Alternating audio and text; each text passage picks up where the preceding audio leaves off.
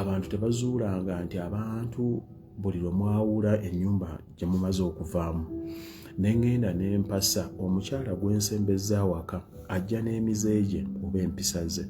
Emize kibeera kibi, empisa zibeera nnungi. Byonna we bijja nga binneetoolodde mbaako byenkoppa, naye alina byankoppako. Kati kitegeeza awo wakati w'okugamba nti nno black ne white tujja mu grey.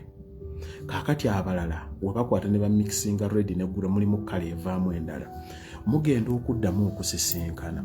Abantu baba balowooza nti mukyalya omuntu y'omu, musigala muli omuntu y'omu in DNA and in the past.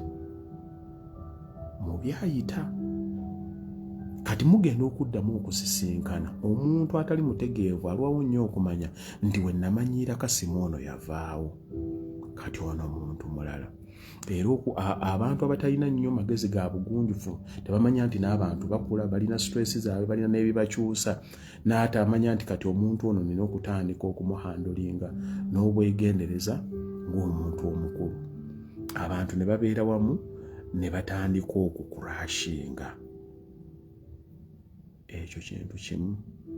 Abantu abamu babeera gye babadde, some of them mabanja gabasumbuwa, some of them balina broken marriages, some of them abaana baabwe babasumbuwa, abamu balina ebizibu bya ssente.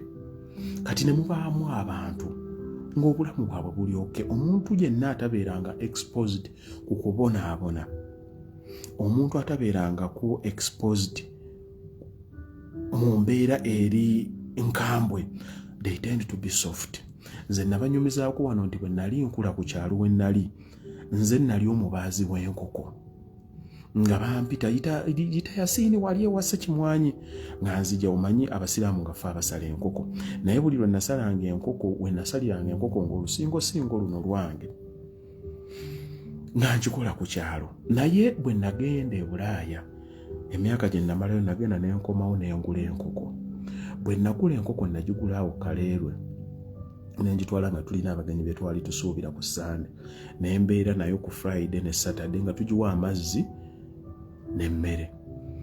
Tugenda okutuuka ekiseera ky'okusala enkoko nga nze nina ogisala, wallahi ya Mungu nga sisobola kusala nkoko, nga amanyi n'okukomawo ezo ennaku ze nakomangawo nga mbuuza enkoko mwagiwadde amazzi, naye ng'ate saagala kugamba bantu nti saagala kusala nkoko.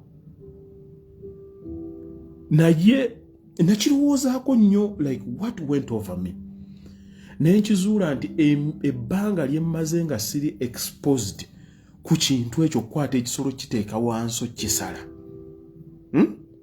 tekindiimu, like kati nga nkifindinga nti kiri so hostile, otuutya ekintu naye nga nkimanyi is normal. Okay?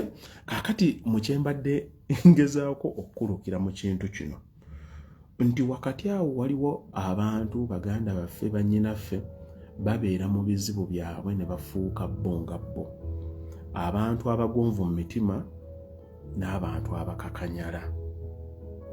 This is experience. Buli omu kaakati ali gy'ali.